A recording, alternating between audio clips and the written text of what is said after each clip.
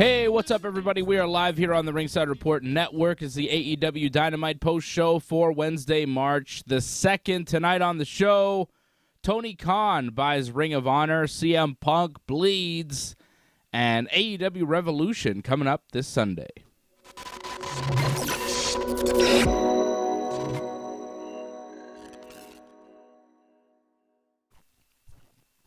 Yes, indeed.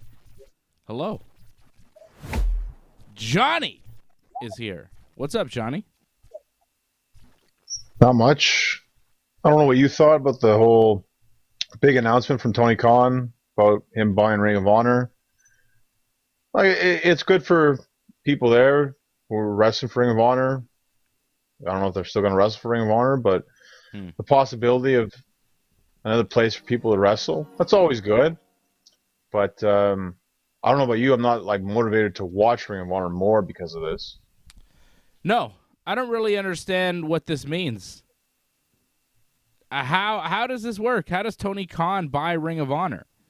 This was the major announcement at the top of the show. Tony Khan in the ring with Tony Schiavone.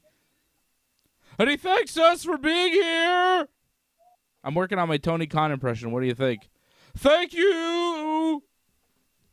It's okay. Not bad. Not amazing, but it's okay. Let's hear yours. No, it's not. Yeah, that's right. Can't knock it until you tried it, John. Tony Khan's got a weird way of talking in the promo. He likes to yell. And Thank you. I don't think he's used to yelling. Because of you. Sounds like he's going to cry.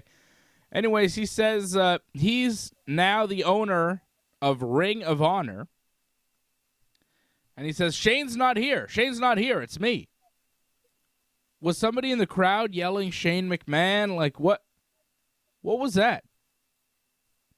Well, it's because so many people, I don't know if you saw online, said that Shane was going to buy Ring of Honor. So I think it was to respond to that. Okay. And then he introduced Bryan Danielson and talked about Christopher Daniels, and I wasn't really sure what he was saying. I thought he was promoting a match for the future, but he was promoting a match that was about to happen because that was the next match, which we'll get to. But Tony Khan buying Ring of Honor, how does this work? Do they still exist as a promotion? I mean, I know they have a show April 1st. They have their Supercard of Honor show. I know that they have said, at least Ian Riccaboni, who's their play-by-play guy, he said that they plan to do TV tapings April 10th in Philadelphia, but plans could always change, and you can't buy tickets for those TV tapings, so who knows if they'll actually happen on April the 10th. And Tony Khan bought Ring of Honor from Sinclair Broadcasting, which is the channel that broadcasts Ring of Honor throughout the United States. So you would think that they lost their TV deal because they're not owned by Sinclair anymore. I know that Ring of Honor has a deal with Fight Network in Canada. I don't know what their deal is across the world in all the countries, but their main deal was with Sinclair. And now Sinclair, you would assume, is out of the picture because they no longer own the company. So I wonder what actually happens to Ring of Honor. What did Tony Khan actually buy? A video library? Maybe some talent contracts? But does Ring of Honor remain? I mean, I wouldn't say remain because they're not even currently in business, right? They kind of folded up a few months ago and said, we'll be back in April, and then we'll see. Everybody's got a contract. Contract is over. Sorry. It's over. And they were shopping the company, shopping the video library. I don't see a reason to keep Ring of Honor going as a promotion. Keep the video library, maybe sell some T-shirts, but I mean, Tony Khan has enough to deal with in AEW. Does he need to add another wrestling promotion? Why? I don't think that this goes on as a promotion. Do you? Well, based off the history alone of Ring of Honor, I think people would be very interested to still watch it. And historically, like I always looked at Ring of Honor as like that stepping ground for like stepping stone in a sense, like to get to WWE. So now Tony Khan can kind of make it where it's like this is like the stepping stone to make it to AEW. So this could be kind of like almost like their minor league system in a sense. So what then becomes of AEW Dark and AEW Dark Elevation, which is kind of like, their minor league show right now? Like I think you can still have that, but that could be more like enhancement matches. Like I think that minor league system is more for guys to build up themselves, their own characters, but that you keep the dark shows just for like, pretty much just squash matches, just so people get the reps in. Can AEW, can Tony Khan handle running a second promotion? Because that's really what you're talking about. A feeder system, a second promotion, still doing TV? National TV? Or, what are we talking about here? Because if you're doing national TV, that's a second promotion. That's not a feeder system. That's another promotion. You can call it whatever you want. You can say it's a, feeder system. But if it's on TV, people are going to watch it, and it's another brand. So it'll be a lesser brand than AEW, unless it's not, in which case, that's not good either for AEW. I don't see how this works. Well, I don't see how it won't be lesser. I mean, it won't have the name value that AEW has in the sense of the talent that it has. It'll never match that. I mean, it might have some good talent, but they aren't really well known in a sense compared to AEW. And if anything, like AEW has the alumni and Ring of Honor, no matter who they bring in at this point on the indie scene, it doesn't compare to what AEW has right now. Yeah. Yeah, I don't know. I think the best thing to do would just be to fold it up, take some people into AEW, and keep on moving. I don't know how... is this a big announcement for you? Does this make a big difference to you as far as pro wrestling? Is this earth-shattering?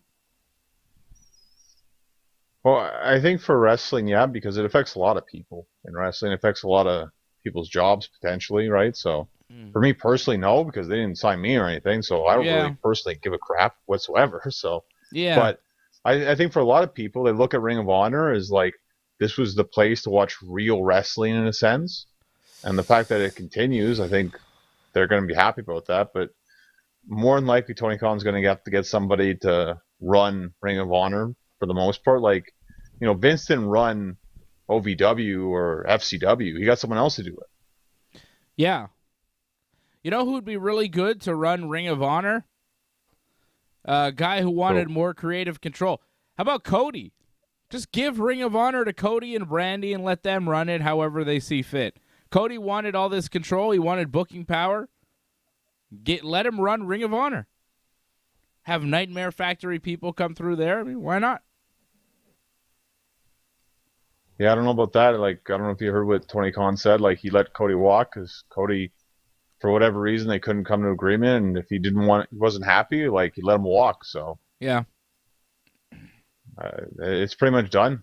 It's too bad, but that's what Cody wants. So he's gonna get what he wants in WWE, I guess. It's not like WWE hasn't let go of some key players that could be very useful for Tony Khan and bringing out a new promotion. Like William Regal. Wouldn't be a bad choice if you want to pick a guy to head up Ring of Honor as a feeder system. Samoa Joe, he's got tons of guys that know a lot of wrestling, so yeah, I think it'll be fine in terms of getting personnel for another Fed.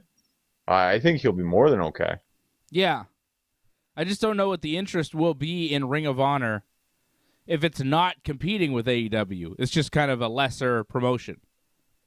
At least Ring of Honor before had the illusion of being a competing promotion. But now, it's just kind of the NXT of AEW, if it does indeed continue as a promotion.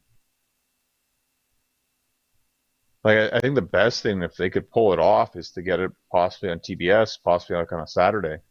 That'd be the best thing for them. Yeah. I don't know. This, to me, is the equivalent of Tony Khan buying Impact Wrestling or the NWA. It makes a difference, but it doesn't change the landscape of professional wrestling forever where you'll say, oh, I remember the day when Tony Khan bought, This isn't Vince buying WCW. It's not like that. Like, it doesn't really register for me. Like, yeah, okay.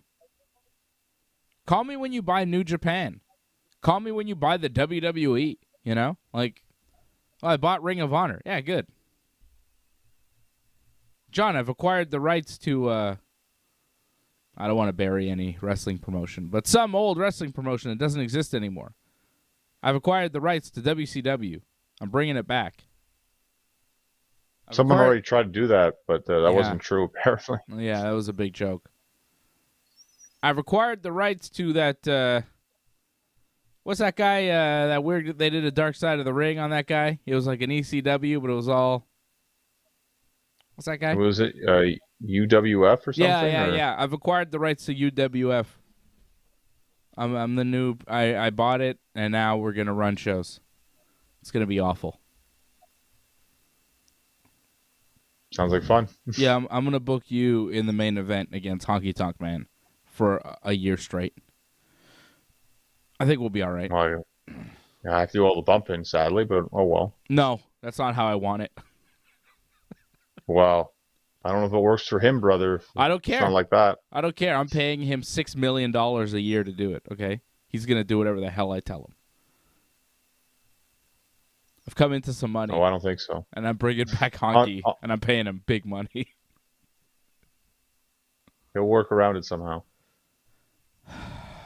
Stop killing my fantasy dreams, John, that don't exist. Bryan Danielson wrestled Christopher Daniels tonight in the opening match. It was a Ring of Honor style match. I don't know. It was all right. Wow, I'm surprised. I don't know about you. I thought this was the best match we saw tonight. Yeah. So I'm surprised you're just like, that's all right. Well, I thought it was the best match we saw tonight, but I didn't think that we saw a lot of good matches tonight. So that's how I feel about it. Like, it was pretty good. It was fine. Daniels just isn't who he used to be. I love him. I think he's great, but he just, whatever. The match was fine. It was, all right, but I don't know. It didn't. I was just mostly confused after the Tony Khan announcement, and I couldn't really get into this match. I was like, what did he buy? Well, to me, I remember Daniels, with him and Kazarian near the end of the SCU run, and, he didn't look this good. He looked kind of, sloppy and slow near the end of the run. It was kind of, in a good sense that they kind of ended that, because it seemed like he was near the end of his wrestling career. But this kind of match, I could see him wrestling a lot longer now, because this was, the best I've seen him in a long time. Yeah, well, it was against Bryan Danielson. It's just, I remember Christopher Daniels in the heyday, and now he's in his 50s, and it's just not quite the same. And for a guy his size, where movement was really his forte, that's what people wanted to see, the movement and the athleticism of Christopher Daniels. When that's gone, it's kind of like, well, what's left?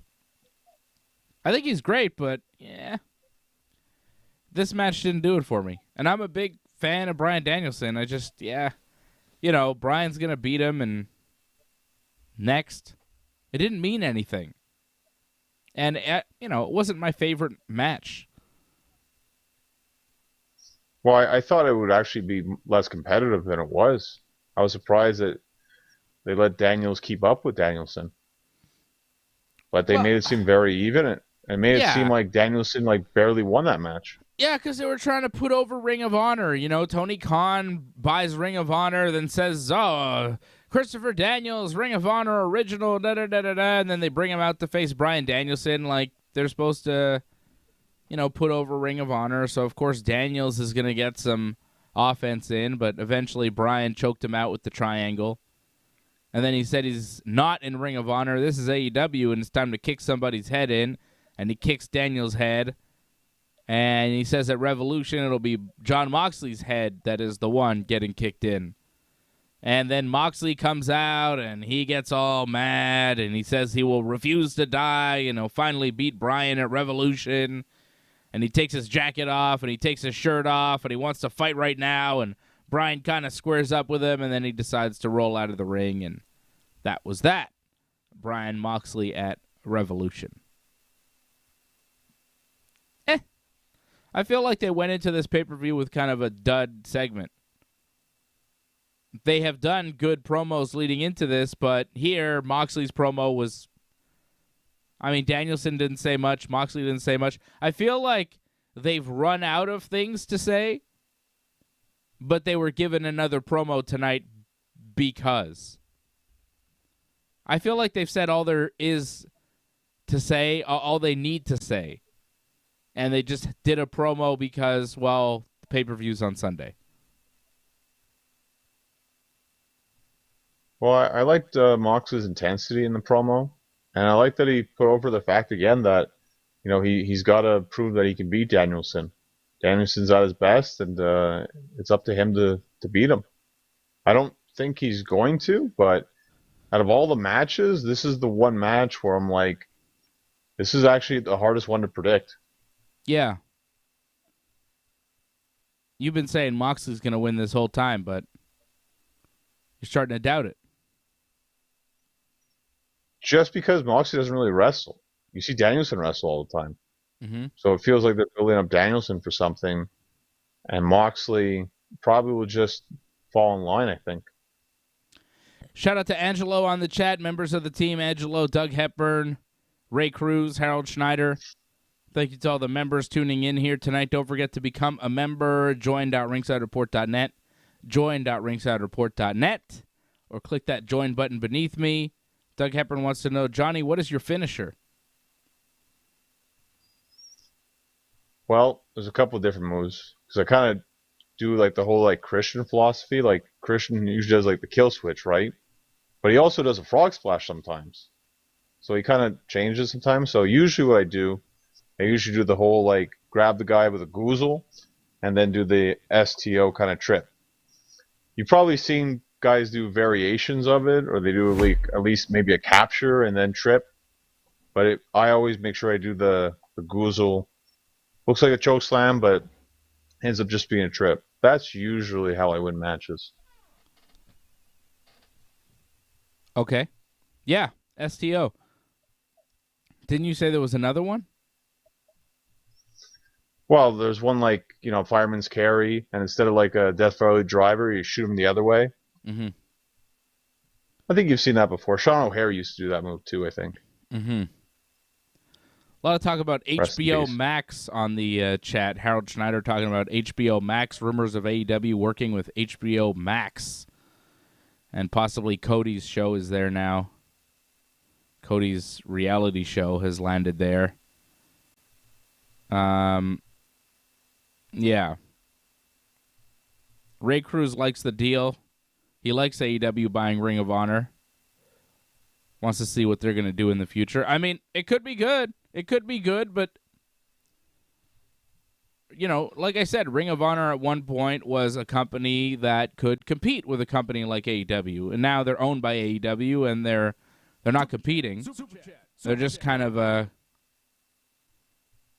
you know, a feeder system, if that. I think best case scenario, they're a feeder brand for AEW. Worst case scenario, Tony Khan buys a video library and Ring of Honor ceases to exist, right? And when your best case scenario is you're a feeder system, like, I don't know, I think it's fine. People will have jobs and you'll keep wrestlers employed and people around wrestling employed, and that's good. But as a fan, I don't know if there's a lot of reason to care. Well, it gives them the fact that they can build the whole like AEW versus Ring of Honor like super show. They can do that. Like it might not actually be that in a sense because they'll get like just the guys they want. So, but they can do it in name now at least, and now you'll be able to see like on their highlight packages like Danielson and Punk and matches they've had in Ring of Honor. You'll probably see a lot more of that in AEW now. Yeah, the video library is the biggest piece of it to me. You talk about a Ring of Honor versus AEW card. They're going to have to build up Ring of Honor to make that worthwhile. Who do they have in Ring of Honor that's going to make it like, oh my God, I can't wait to see AEW versus Ring of Honor? Ring of Honor doesn't have the talent to make that a viable option. And if they do build up Ring of Honor where they have enough stars to make it a viable option, then why aren't those people in the main company, AEW? I don't like the idea of a wrestling company being split in two. It doesn't make a lot of sense. This doesn't make sense to me if Ring of Honor continues as a company. You would think Tony Khan running a soccer team and a football team and a wrestling company, he wouldn't need to add another wrestling company to his resume. I don't understand. I would just absorb it. Take what you want, leave the rest. I don't see a reason to keep it going. I really don't. You've got your dark elevation. That's enough. You don't need to add Ring of Honor to your elevation team. Ring of Honor Dark. Imagine if they did a Ring of Honor TV show and then they added like a spin-off Ring of Honor TV show. How much wrestling do people really want to watch? You already have no people watching these shows. Lucky to get 1 million viewers for these shows. Because everything's diluted. You're going to dilute it even more? The whole market's diluted in pro wrestling. It's just spread too thin. If you actually had a company that put all their stars together and, made it an all-star show, you might have something there. It's kind of how Vince McMahon worked when he started out for a while, and he kind of lost the plot, and now they split up their stars. And if they just had one show with all the stars, it'd be pretty good. But they can't even do that. Even WrestleMania is 2 nights, Diluted. That's all they do. And now Tony Khan's doing the same thing, diluting the market even further. Disappear Ring of Honor.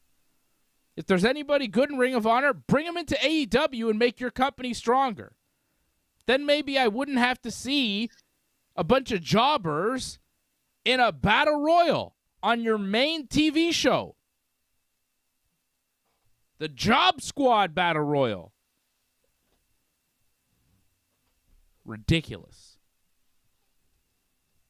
We saw a lot of tag teams, that's for sure. I forgot how many tag teams there were in AEW, but there's actually quite a few. I mean, as you said, maybe not a lot of top-tier teams, but definitely a lot of teams. Yeah, no shit, not a lot of top-tier teams. Not a lot of top-tier talent. Like, absorb the guys in Ring of Honor. If they had the Briscoes, you wouldn't have to trot out Pretty Peter and the Hollywood Hunk into this battle royal. You wouldn't have to trot out the Bear Guys or the Ass Boys or Brock Anderson and Lee Johnson. I mean, what the fuck? You got a fucking whole crew of jabronis. This whole thing was jabroni central. Top Flight shows up. And I forgot Dante Martin had a brother who's been hurt this whole time. Thank God this guy came back. Because if I had to sit through any more of the failed attempt to push Dante Martin as a single star, I was going to quit watching AEW. Thank God this guy came back. Darius. It's a little extreme. Darius Flight. Huh? What do you mean a little extreme? You talking about the guy with no charisma, Flippy McFlip? Green as shit, can flip, and, whatever. Who needs to see this guy as a single star? Let's watch the singles ascension of 22-year-old Dante Martin with absolutely no charisma, the same, shock look on his face every time he does anything. Ugh. So Top Flight is back. They're a team again. And they start the Battle Royal against FTR. And then the Acclaimed come out, and they did a little promo, and it was good. And then 5 and 10 in the Battle Royal. You see 10 every week. 10's on Diamond all the time. Yeah, he shouldn't be, is what I'm saying. Trim the fat. Trim the fat. Pro wrestling needs to learn to cut out the bullshit and just have the meat. Forget about this extra shit that's no good. Just give me the main parts that I want to see. Trim the fat. Don't buy Ring of Honor to run it as a promotion to give more people jobs. More people that don't deserve jobs. They suck. A lot of these people suck. I don't need to see them on TV. And if you want to put them on TV, well, people are going to, not be so interested in your TV show. That's just how TV works. If your TV show is good and you just have talent, people will watch. If you fill your show with a bunch of jabronis and you have kind of some talent sprinkled in, people won't be so into it. Again, it's pro wrestling. It's not rocket science. It's not that hard. 5 and 10 in this thing. Butcher and Blade are in this thing. And I'm sorry, but they're jobbers. The Bear guys show up, jobbers. Santana and Ortiz, real tag team. Chuck and Trent, honestly, at this point, jobbers. Uno and Grayson, I like them, but, they're jobbers. The Young Bucks show up. It's like, I wonder if they're going to win. And they snuck Pretty Peter and the Hollywood Hunk in during a commercial break. Then the Ass Boys. And then Arn Anderson's son and Lee Johnson.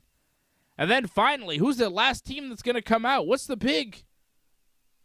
It's 2.0. And they're fine. I like them, but,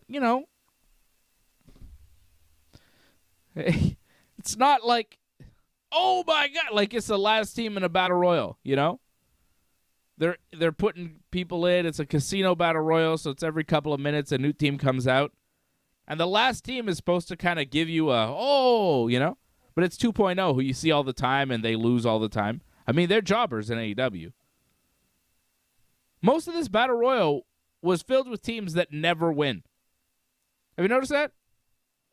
Like, the only teams that win sometimes in this battle royal were FTR and the Young Bucks. Everybody else basically loses. Like, if FTR or the Young Bucks are having a tag team match against any of these teams, they're winning. Unless it's maybe against Santana and Ortiz, but even then, iffy. But, I mean, Young Bucks against the Ass Boys, FTR against 5 and 10. Like, what do you think's going to happen there? A battle royal full of jobbers. And obviously the Young Bucks were going to win. And maybe, if we just had top talent on this show and we trim the fat, we wouldn't have to sit through stuff like this. This battle royal lasted like 25 minutes, and it was awful. It's most of the show. Well, I think a better idea is not to have, battle royals back-to-back weeks.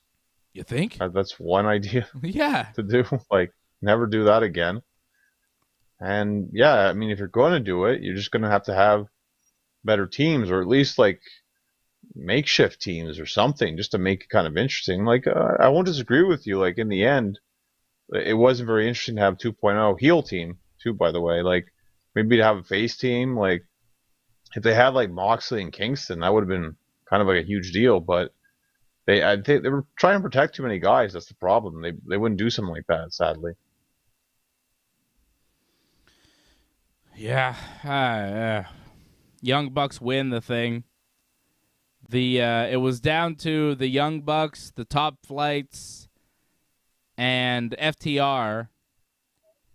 And one of the FTRs and one of the Flights got dumped out. And then it was down to the Bucks, both Bucks against Darius Flight.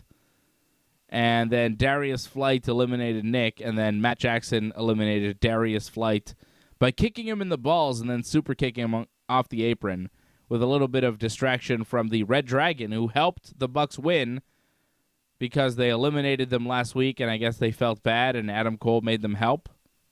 I don't know.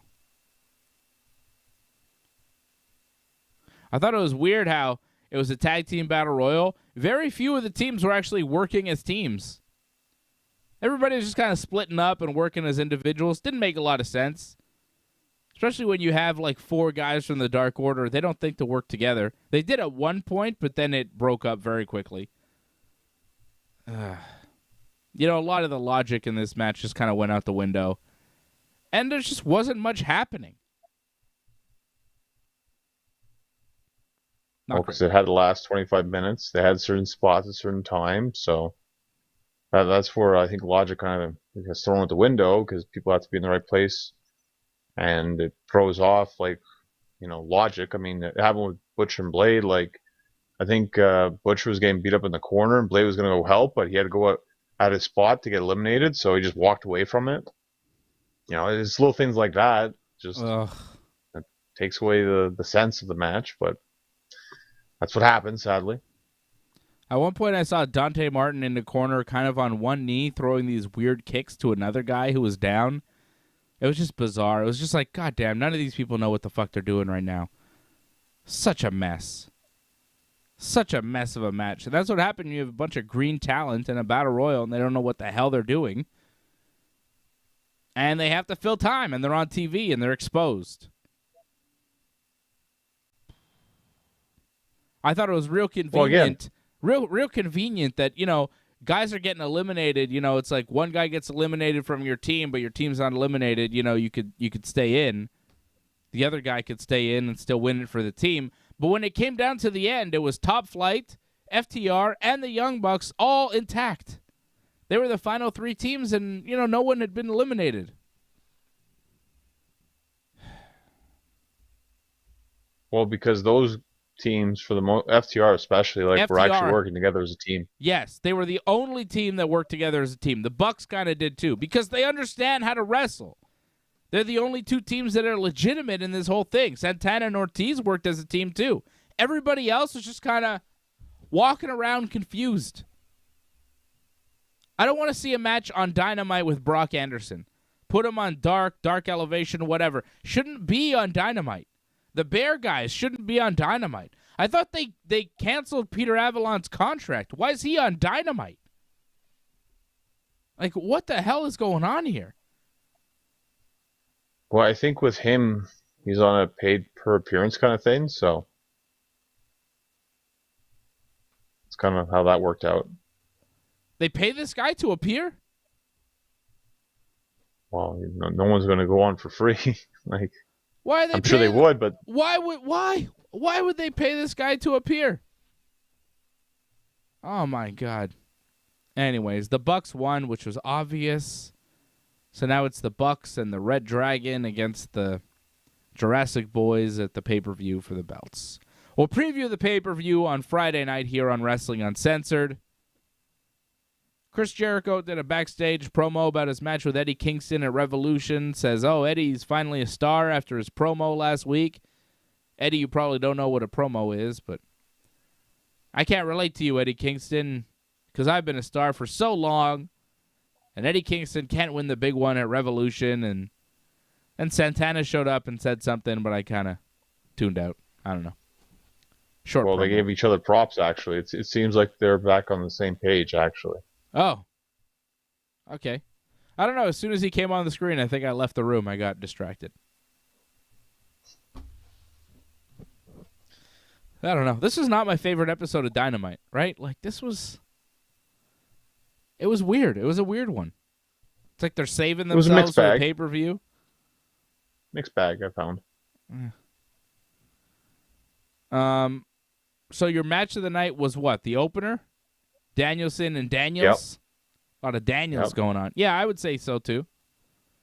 I mean, you know me. A Bryan Danielson match is usually going to do it. Everything else was kind of, yeah. Best part of the show, I thought, was the CM Punk MJF thing. Again, best part of the show. Every week they're the best part of the show. This week I thought it was the best part, for sure. Oh, you thought Jericho and Eddie Kingston was better last week, right? Than MJF's career-making promo, which I don't understand. You thought that was better. You thought the Jericho promo last week with Eddie Kingston, which was good, was better than the MJF promo last week? You did say that, right? Because I knew it would lead to something like this. Like, people would talk about what amazing promo was, but it was all just a sucker and Punk. That's what happened. Yeah, but it was so well done. I'm not saying it was bad. I'm just saying, like, with Jericho and Kingston, like, that one promo sold me on the match or the pay-per-view. Mm-hmm. No, I see what you Where mean. Punk and MJF, they've done this for months now. Yeah. Punk cuts a promo and he says, I wash my face in the morning and I look in the mirror and I wonder, am I the bad guy? And for years I wondered, am I the bad guy? And you never think that you're the bad guy in your own life story, but, to some people, maybe you are. And for so long, Punk thought MJF was the bad guy, but now he's not so sure. And he talks about MJF's promo from last week and how MJF was saying those things, but he's not sure if he's sincere. Punk says he didn't get mad at Steve Austin for taking his ball and going home, just like MJF got mad at Punk for leaving. Punk talks about MJF doing dastardly things like punching Dean Malenko in the face, and of course Malenko has Parkinson's, or burying Brian Pillman's dad in front of him in Pillman's hometown, or saying terrible things about Darby Allin's uncle. And then Punk asks for MJF to come out, and MJF does, and he looks kind of distraught and sad, And Punk then says, I've done horrible things in my life too, MJF. I poured alcohol down an alcoholic's throat. Who did you do that to? Yeah, who did you do that to again? I'm trying to remember. It's been a while. I forget who. But I do. I know what it... I mean, is he kind of mentioning Jeff? Because he mentions Jeff later on. Yeah, I don't think he... Did he do that to Jeff? Was it two Jeff mentions? I don't know. I feel like maybe he poured alcohol down Jeff's throat, but I don't remember him doing it. And then he said he buried a guy's addictions until he got fired for it, which is what he did to Jeff Hardy there in WWE. But when Punk is like, look, I've done horrible things in my life. I poured a wrestler's dead manager's ashes on him. I mean... I got a big pop. Yeah, but it's ridiculous. It's ridiculous. Sorry. Doug Hepburn dropped a super chat before. I don't think I mentioned. He said, cool, thanks, Johnny, for the acknowledgement of the finisher question. And then Rolando Poitras. I'm really struggling. He says, hi, Simon. Hi, Johnny. Sorry I haven't been on. Miss you all. Apology accepted. Everybody that apologizes to me should give me $5 while they do it. I agree with that. I think that's the way it should be done. Anytime you apologize to me, you should slip me a 5 or a 10, maybe a 20 or a 50 or 100, whatever. But, thank you, Rolando. I accept your apology. Thank you for the $5 super chat. You're the super chat leader of the night so far. God bless. But CM Punk being like, I'm a bad guy. When Paul Bearer died, I took the ashes and Paul Heyman dressed up as Paul Bearer and I poured the ashes on Undertaker. I'm a real bastard. It's like, well, that was a storyline and those weren't really Paul Bearer's ashes and it was fine. Like that was a weird one. That was a weird kind of like, hey, by the way, remember when I did this to Undertaker? It was like, that was fake. You can't use a WWE fake story to make yourself a bad guy in AEW. It was weird. That was a weird line. Anyways, the promo was good. Punk says, he asked himself this morning if he's the good guy, and his answer was, well, I sure am trying. And Punk extends his hand to MJF, and MJF doesn't shake the hand. He hugs CM Punk like a child hugging his father, embraces him. Punk's not sure what to do, but he hugs him back. And then MJF kicks Punk in the balls. Just when you think MJF has turned the corner and he's sincere in his love for CM Punk, kicks him right in his penis. MJF then hits a pile driver on Punk and takes off his shirt, his button-up shirt, to reveal a T-shirt underneath with the picture of himself as a young man with CM Punk, the famous picture. And Wardlow and Shawn Spears come out, give MJF the diamond ring. MJF punches Punk with the ring. The bell rings for some reason.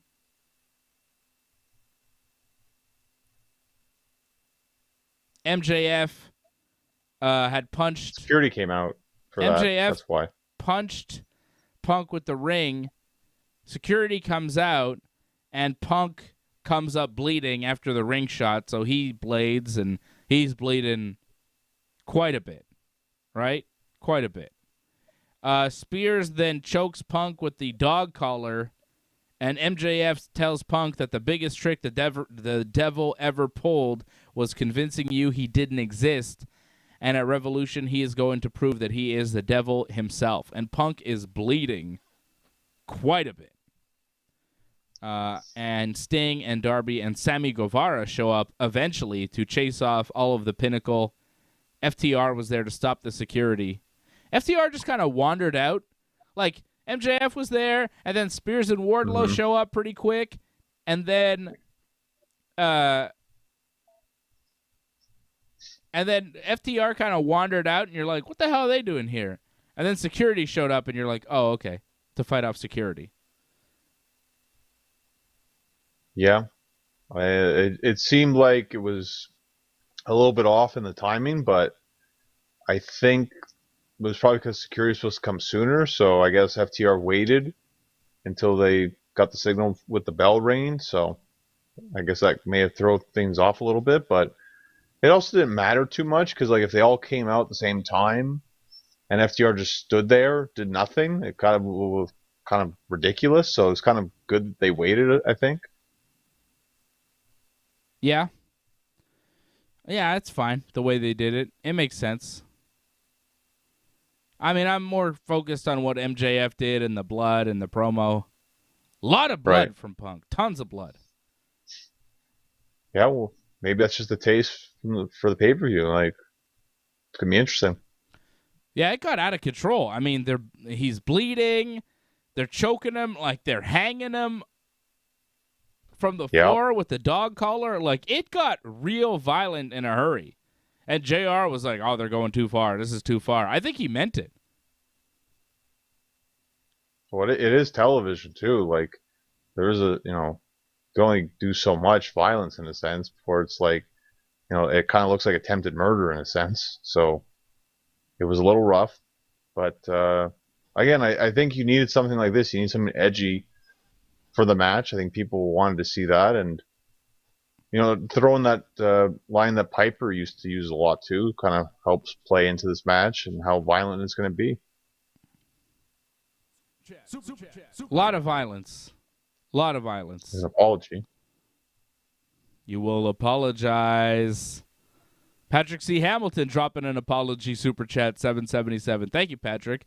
I don't know what he's apologizing for, but we're doing apology super chats tonight.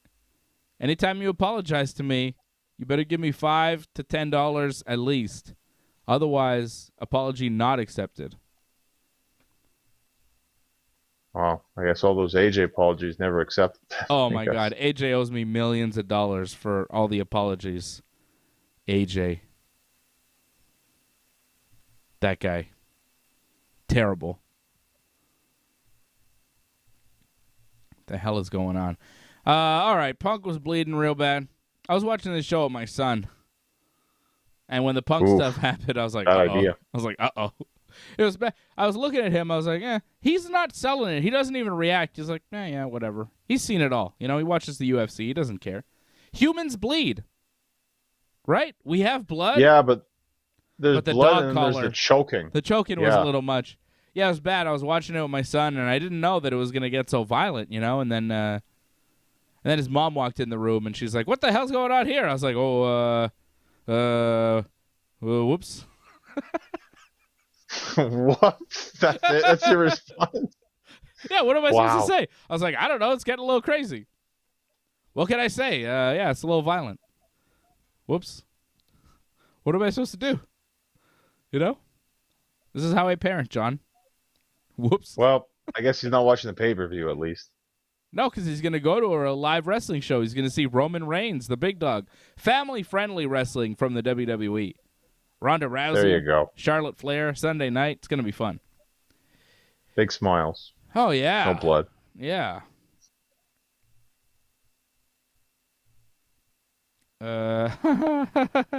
Doug says, wait till you are watching a movie with your little guy and a boob pops out. Yeah. Okay. I mean, yeah, that would be something else. I don't mind him seeing violence, you know? I don't know. I guess the choking of the guy with the dog collar, that's a bit much. But just the blood doesn't bother me. Like, I don't mind him watching a bloody UFC fight because to me, you know, it's a fact of life. It's not anything crazy. It's like if you get punched in the face, you get cut, you will bleed. It's what happens. We are all humans. We all have blood in us. We all get cut. Things happen. You bleed. And I like for him to understand that the UFC, I mean, he knows pro wrestling is all fake. He knows it's a work, and he gets it, and he knows it's a big show, and he knows that the UFC is a fight. But his idea of fighting is, you know, always in a controlled kind of sporting-like environment. Like, he doesn't understand fighting for, you know, a street fight or fighting for, you know, anger or anything. To him, a fight is something you do when you want to practice martial arts and, you know what I mean? Like, to him, fighting is just a sport. It's not a thing out of rage, which I think is the best way to do it. I love fighting, you know? I love violence as long as it's consensual. With two or more consenting adults, then you should be allowed to do whatever you want, you know? If two guys wanted to get into a fist fight for money in a cage, I think they should be allowed to do that. That's a sport. That's totally fine. Not only a sport, it's the best goddamn sport in the world. However, you're going to have nights like tonight where it goes a little extreme. Yeah, he wasn't really paying attention. It was all right. He's paying attention, but he's not really. He's doing other things. He's talking to me about Mario. You know. Super Mario. Keith Lee is interviewed backstage. Ricky Starks and Willie Hobbs interrupt him. Ricky says Rampage is his country, and Will Hobbs says, and I'm the president. Will Hobbs was more seductive to Keith Lee than intimidating, I think. I think Will Hobbs wants to fuck Keith Lee is what I'm trying to say. Okay. Wow. I didn't get that one, but all right.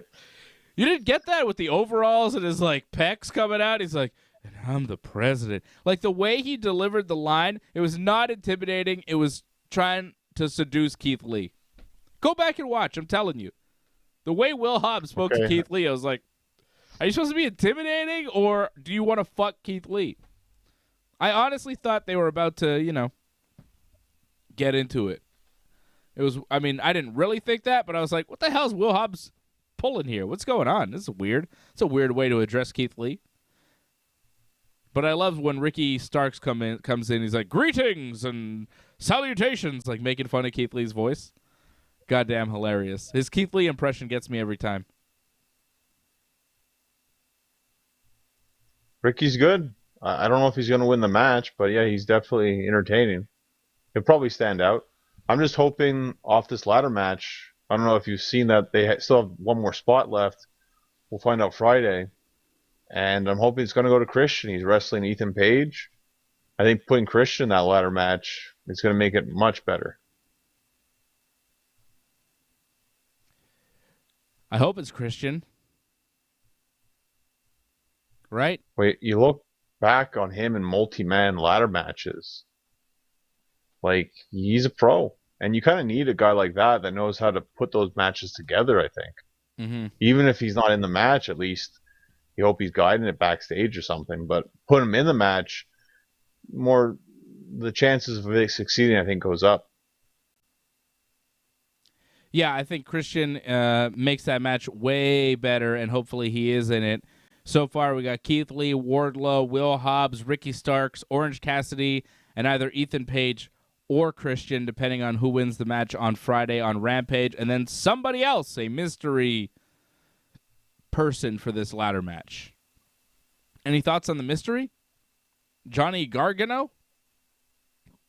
I mean, there's so many at this point, right? I mean, yeah, Cesaro, Samoa Joe. I mean, you can go on and on with names it possibly could be. There's a long list at this point, so I wouldn't be surprised if it's, a former WWE guy, more than likely. Yeah, and that's coming up on Sunday. I think we got a call. You can call, by the way. I think Angelo may be on the line. You can call if you are a member.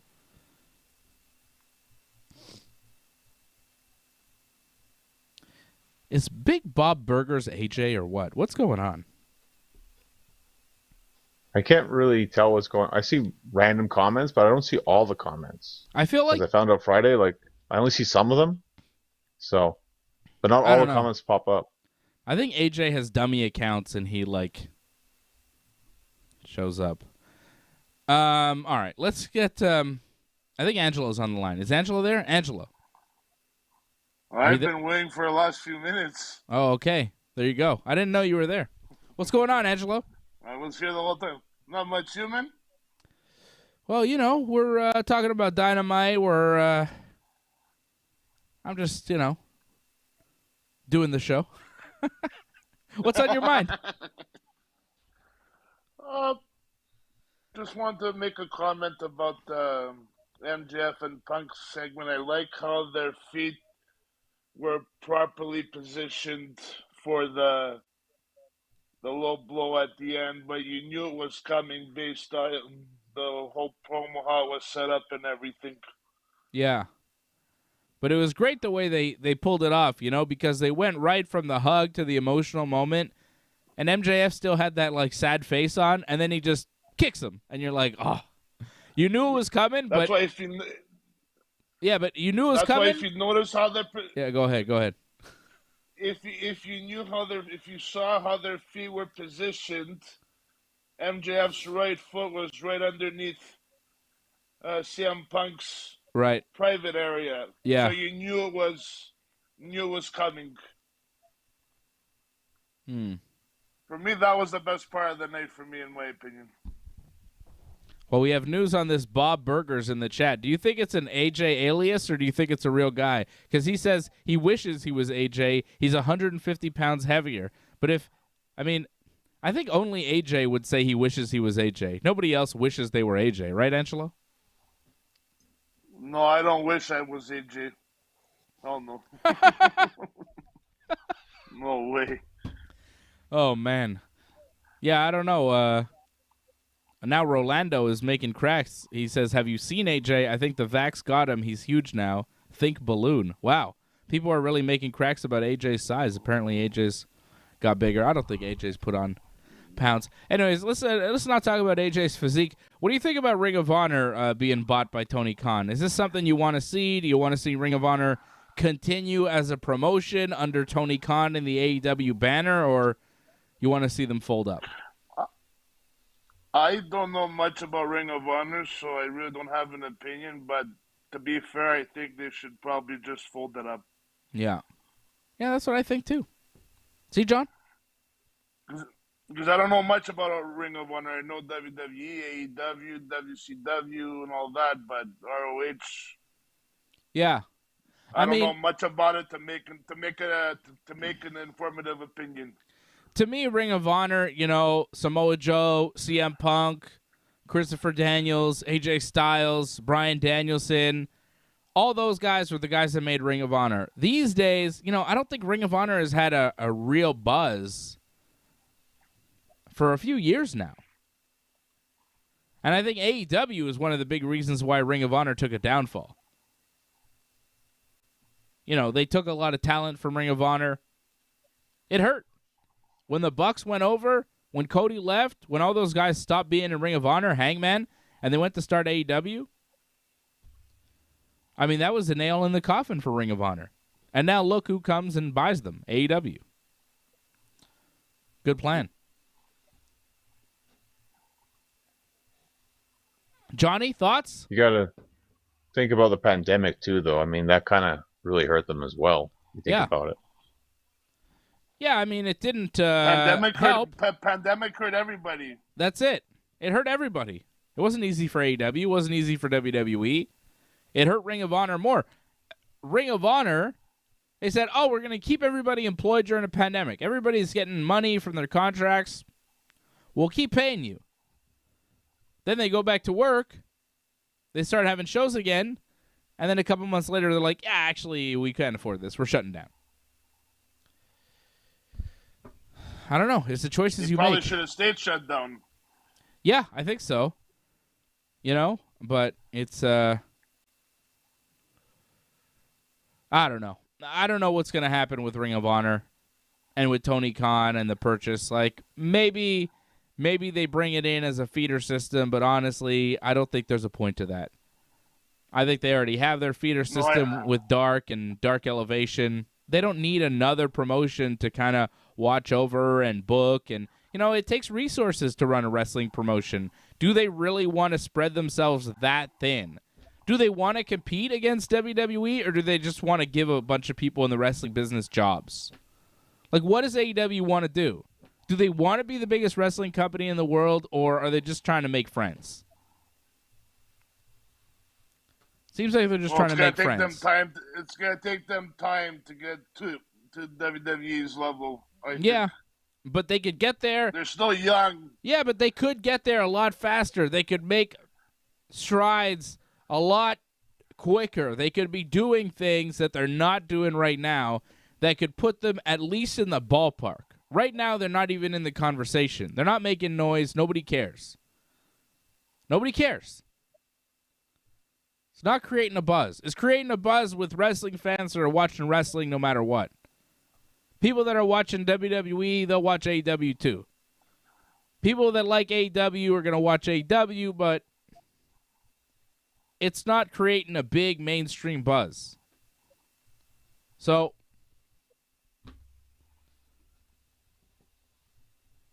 I don't know if spreading themselves thin is really the best way to do it. WWE is always going to be the big player, but they're weak right now as far as figuring out how to put on like quality television. You got to strike when your opponent is vulnerable. But I don't know if WWE or if AEW is really seeing WWE as an opponent. A lot of their talent sees the WWE as an opponent. But I don't know if the AEW, brain trust, if Tony Khan is really, really trying to compete. Because if he is, he should absorb Ring of Honor's video library, start a streaming service, and go from there. And not open another wrestling promotion just to give a bunch of people jobs that are real nice and, whatever. You don't need to give everybody a job. You just need to give the really talented people jobs, and you could trim the rest of the fat. Ugh, I'm so tired of seeing all this filler in wrestling. 50% of wrestling is filler. Stop spreading yourself too thin, WWE, AEW. Everything's filler. It's not working. Anything else, Angelo? What do you got? Nothing much, man. That was pretty Good. much two main concerns. Good stuff, man. Well, I like hearing from you on a Wednesday night, Angelo. There he is. Angelo on a Wednesday night. Wednesday night, Angelo. One more thing. One more thing. Best of have fun at the show on Sunday afternoon in my hometown Laval, and congrats on being a dad for a second time. Oh, thank you, Angelo. Thank you. I will have fun, and I'll be taking my son with me to the show on Sunday. And, gonna have... I believe it's PM, though. Yeah, well, it's in the evening time, Sunday evening. Gonna go with my son and his mama and my brother, and we're gonna have a nice family evening at the WWE show. And then, next month I'll be taking a little time off from the Ringside Report Network. I don't know how much or when exactly, but sometime next month, middle of next month, I'll be taking some time off because having a girl baby is coming. Another baby. Second baby. Have you given it a name yet? No, I haven't. You got any suggestions? No. I wish I did, man. You're supposed to say Angela or something, I don't know. I honestly don't have a name. And she's going to be born next month, so we should probably figure that out. But I got everything else figured out, so, it'll be all right. Have I not announced this before? All right, catch you later, my man. All right, Angelo. Thank you, man. There goes Angelo. You did announce it, but I think you only announced it for maybe a couple seconds on a post show for UFC, I think. So not everyone caught it. You have the wrestling fan base and you have your UFC fan base. They're not always the same. Yeah, I guess not. I don't know. I feel like I've talked about it. But Doug's saying, how dare I take away Tony Khan's thunder by announcing a new baby? Congrats. Thank you. Rolando says, wow, a baby. You're getting old. I mean, I'm not that old. Rolando.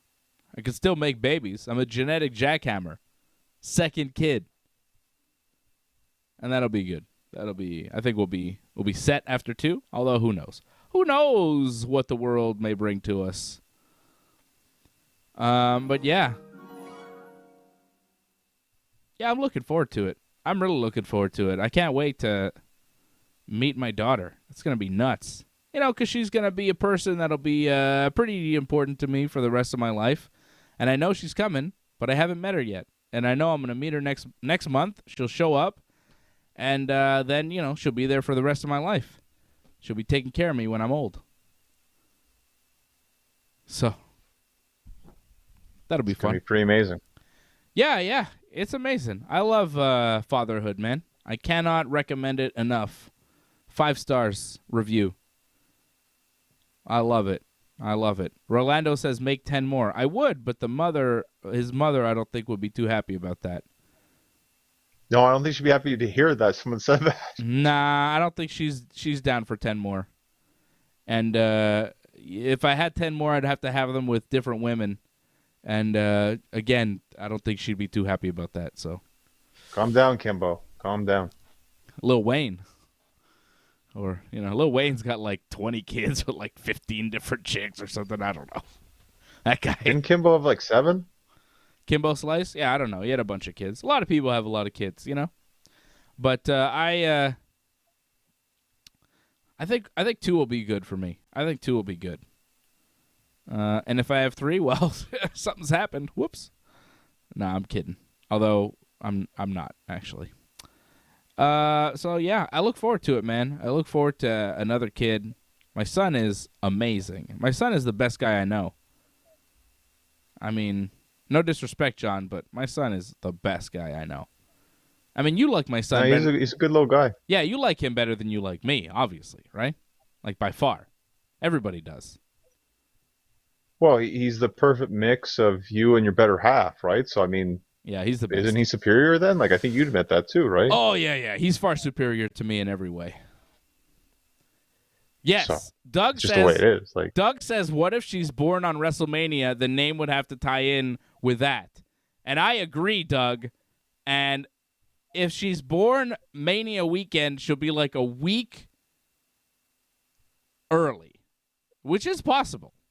If she's born Mania weekend, I'm naming her Mania Simon. I don't give a shit. Her name's Mania. I have a problem that might be contested. I feel like it will be contested, that one. But yeah, too bad. If she interrupts WrestleMania to the point where I can't see Mania, I'm naming her Mania. Deal with it. Yeah, I don't know about that one. Good luck. Good luck with that one, but... How do you like this? Wait and see. Terry Bollea Simon. I like it. Terry with an I. Terry with an I is good. I like it. With a Y, brother. That's how Hulk Hogan spells it. Terry Bollea Simon. Charlotte Flair Simon. Sasha Banks Simon. I always thought your son middle name was Flair, but I guess I'm mistaken on that one. Did you think his middle name was Flair? Yeah, I thought so. Did you really? Well, just looking at his hair, could be Flair. He's got Flairish hair. Yeah. I like that in let's say 12 to 14 years from now, I'm going to be this short old Jewish man surrounded by gigantic, tall, blonde people. That's going to be the family photo. You know what I mean? It's going to be me, That'd be cool. little old Jewish guy with gigantic blondes around me. It's like Nordic family with like their small Jewish father for some reason. That's the future, John. That's my mid-40s to late 40s and my teenage children that will tower over their tiny father. I look forward I to think it. you're getting a bunch of name suggestions here. Brit Hart Simon, Rowdy Rhonda Simon. I mean, I like them all. I like all these names. Carmella. God damn. Not after what Carmella said on the Raw. I don't want to name my daughter after her. Carmella. Threatening a live sex celebration at WrestleMania. I don't think so. Jesus Christ. Did you see what Carmella said on Raw? She goes, She teased it. Didn't say it's going to happen. no, but you saw that, right? She goes, Zelina's like, oh, Carmella, all you do is talk about sex on your reality show, because Zelina's fucking British now.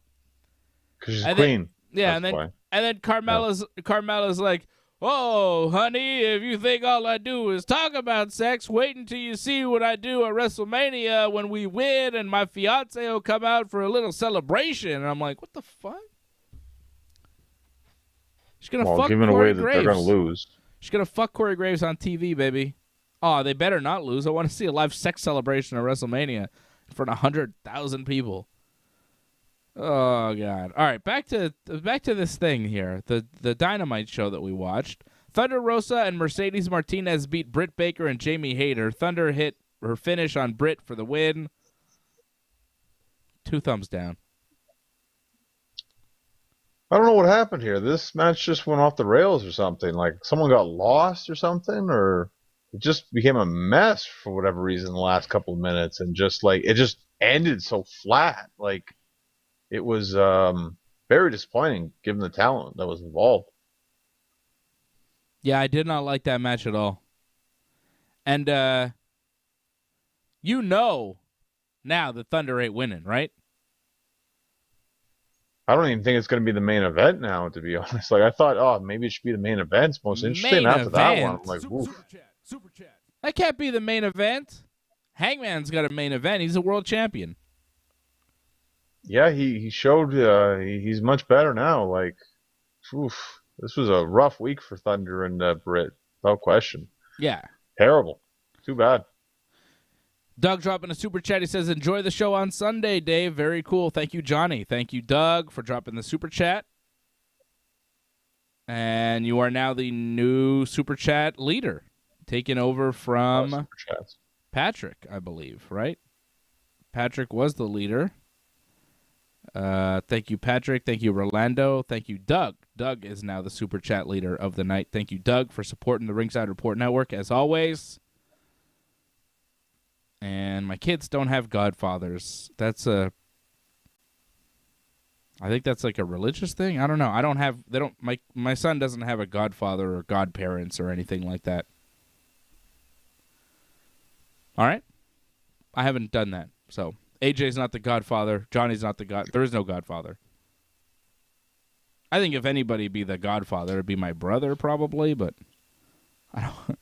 I think the godparents is like if you die, these people take care of your kids, but I wouldn't want my brother taking care of my kids. That guy's crazy. I wouldn't want Johnny taking care of my kids or AJ.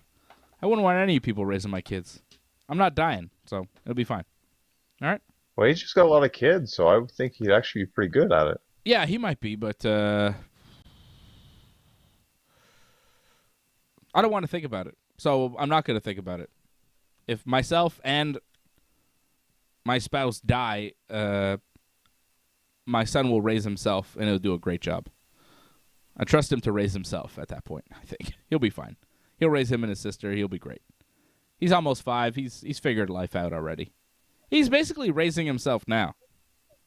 Kid is very smart. Like, crazy. Yeah, Ty Conti and Anna Jay are interviewed backstage, and the interviewer guy is like, Ty Conti, you have a black belt in judo and a blue belt in Brazilian jiu-jitsu. And I'm like, yeah, all right. And then Jade Cargill shows up and she says, "Bitch, shut up before I kick you in the face again. Nobody gives a damn about that karate shit." Mwah. That was like beautiful. I loved it. Nobody gives a damn about that karate shit. Talk about judo and jiu-jitsu. Fuck that karate shit, bitch. Oh, that Jade Cargill promo was so good. And then Mark Sterling said some things, whatever. Jade's wrestling Ty Conti on Sunday. Oh, my God, I love Jade Cargill. What an attitude. What a champion. It just got too bad this match really didn't get much hype whatsoever. Just out of nowhere last week, they were like, well, this match is going to happen, and now we have this promo, and that's it. Like, they could have done more with this, but sadly they didn't. Short and sweet. I got no problem with it. I hope the match is short and sweet, too. I don't know how good it's going to be. Well, I think that's the best way to do Jade matches, I think, is just keep them short.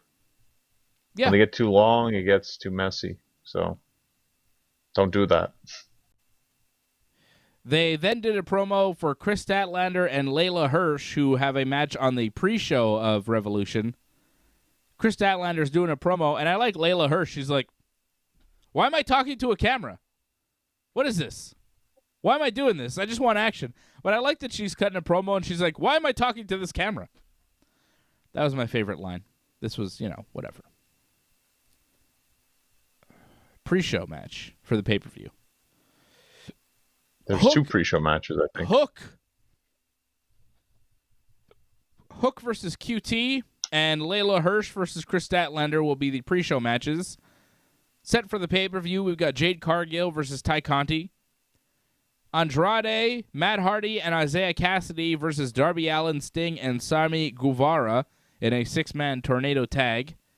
The Jurassic Boys versus the Fish and O'Reilly Factor versus the Young Buckaroos for the 3-way tag team AEW World Tag Team titles.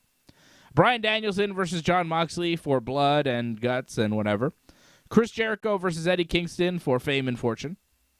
Keith Lee versus Wardlow versus Powerhouse Hobbs versus Ricky Starks versus Orange Cassidy versus Ethan Page or Christian, depending on what happens Friday, versus a mystery person in a Face of the Revolution ladder match for a future AEW TNT Championship match. Britt Baker defending the AEW Women's World title against Thunder Rosa.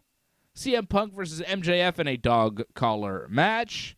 And Hangman Adam Page defending his AEW World Championship against Adam Cole the Baby. And that should be your main event. 11 matches announced for this behemoth of a pay-per-view. My God. Well, 2 matches won't be on the pay-per-view. They'll be on the pre-show. Whatever. It's a lot of wrestling in one night. Wardlow beats Caesar Boner via pinfall after 3 power bombs in a squash match. Why is Caesar Bononi still employed? Well, he's with Ryan Nemeth and Peter Avalon. Yeah. So I guess when they bring those guys in, they bring them all in as a group. So I guess that's why he's still there. Ryan Nemeth was doing some really weird stuff on BTE with Cream and weird stuff that wasn't really working at all. But his new stuff that he's doing these days, he's doing like Adult Swim style sketches on BTE, and they're a lot better. I've enjoyed the Adult Swim style stuff that he's doing. The Cream gimmick was just odd, and I didn't like it. I know John doesn't watch BTE, but that's just an update on Ryan Nemeth. I think he's entertaining. The rest of the guys, whatever. Wardlow beats Caesar the Boner, and then Sean Spears wanted to hit a chair on Caesar, but Wardlow took the chair away, and Spears faced off with Wardlow. They went nose to nose, but then Spears decided to back off, and Wardlow posed. And then we had the main event, Adam Cole, Fish, and O'Reilly versus Hangman, Johnny Hungy, and Alex Reynolds. Main event meat, man. Johnny Hungy in the main event, Johnny, just as I like him. Main event meat. This match was okay. I think it was the second best match of the night. If not for Bryan versus Daniels, this would have been match of the night. This was fine. Cole and Red Dragon get the win over Hangman and Hungy and Reynolds. Cole gets the pinfall on Reynolds after a knee to the face. It was all right. It served its purpose, like standard 6-man tag. Heels won, gave them the advantage going into the pay-per-view. I mean, more than likely, Hangman's winning this one, so it makes sense that would happen like that. But this was fine. This was an okay way to end the show. Yeah. You get the win over Hangman and friends, and then they do the beatdown.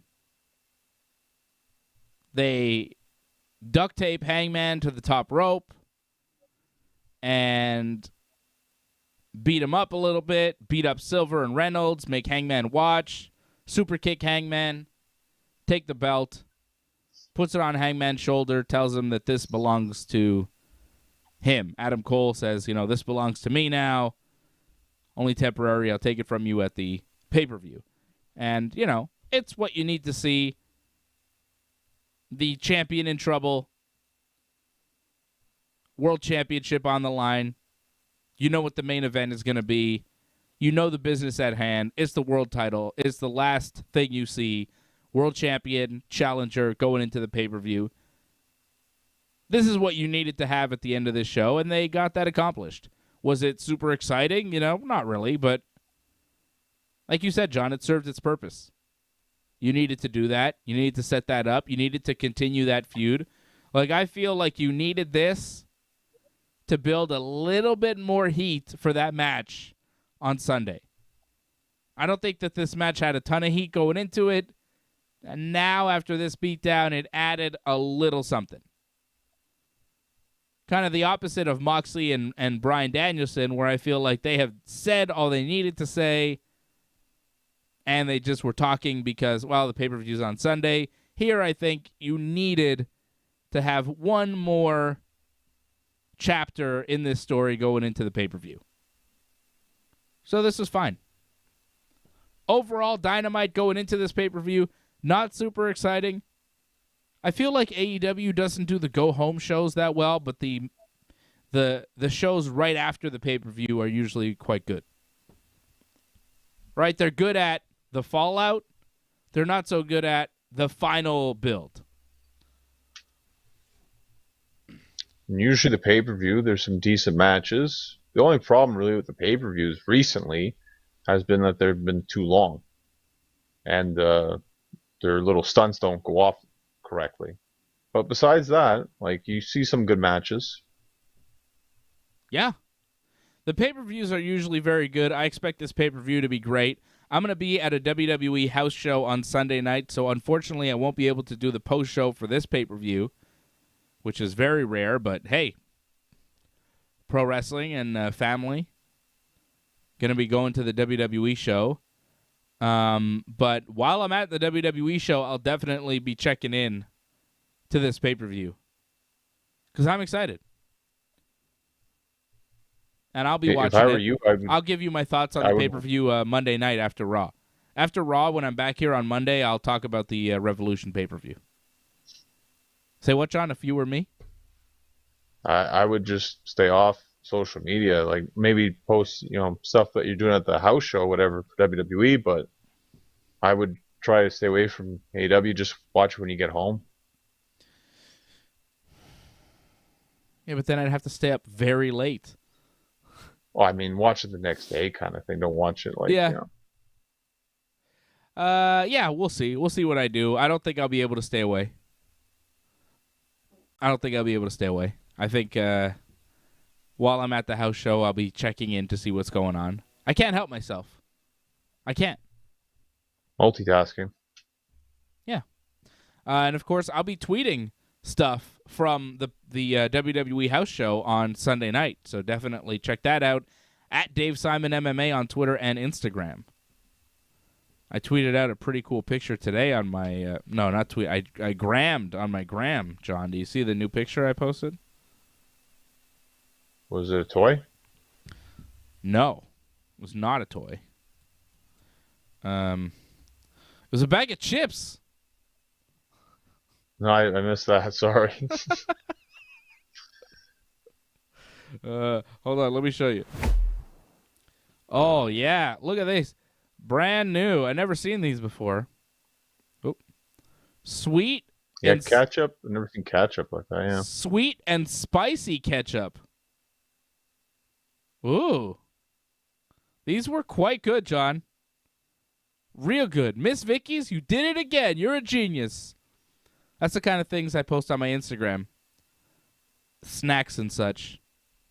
Let's take a look at my Instagram. Toys. I liked Mario. Mario's cool. Oh, yeah. Have you seen that? Look at that. That's a huge sign I got at Toys R Us. That looks nice. Yeah, I got it over here. Look at this thing. It's huge. It's massive. It takes up the whole desk. That's a nice souvenir. Yeah, it's pretty cool. It's like a nice thick foam. It's not cardboard. It's like foam board. Nice. It's cool. It's a cool little display for Mario Party.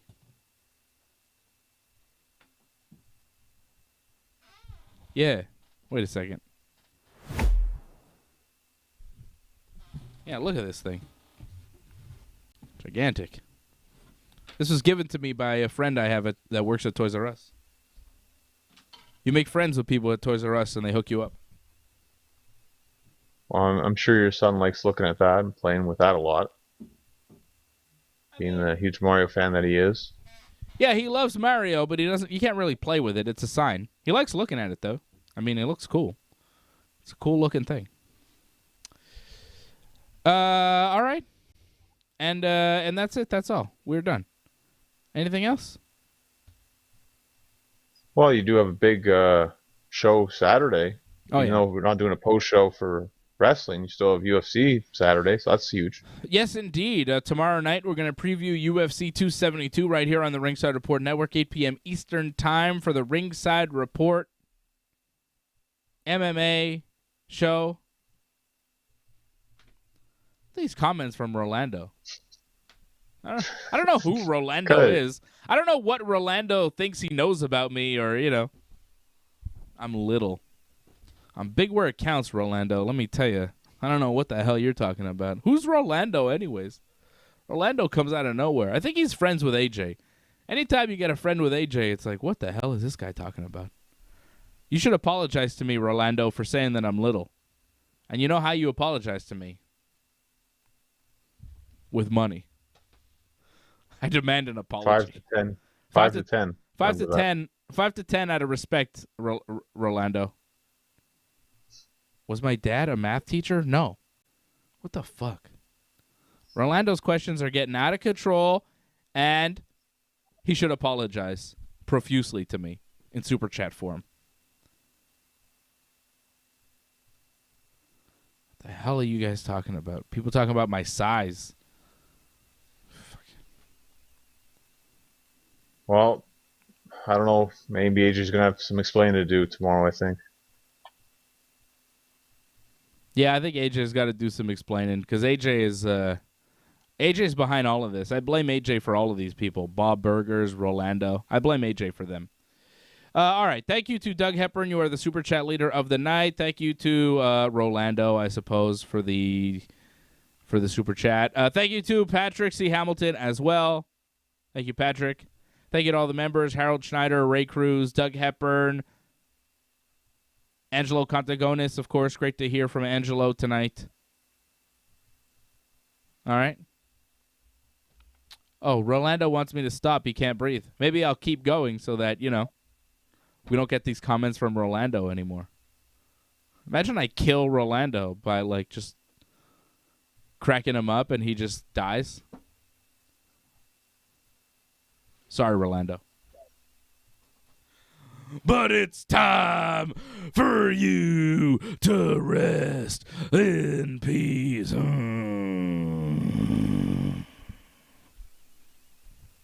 I'm sending you straight to hell. Super chat, super chat, super chat.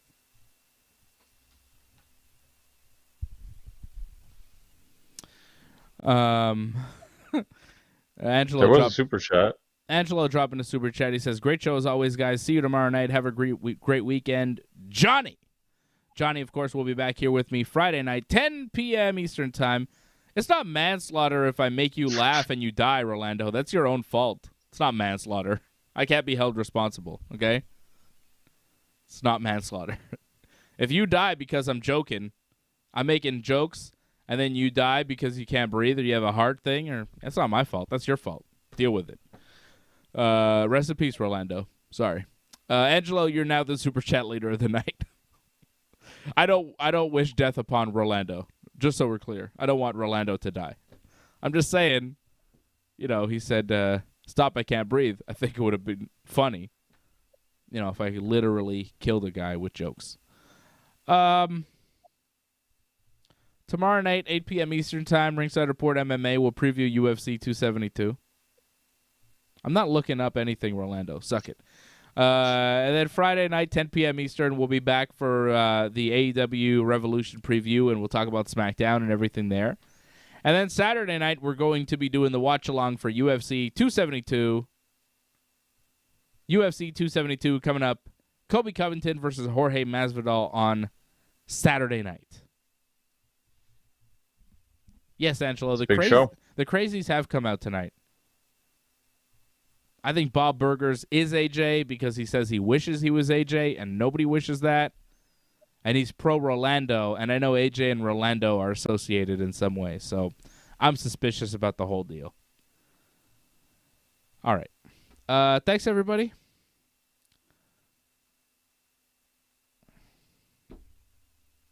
It's Ass Wednesday, John. Hope you got some ass today. God bless. I'll see you tomorrow night, 8 p.m. Eastern Time, here on the Ringside Report Network. Thanks, Angelo, and Doug, and everybody.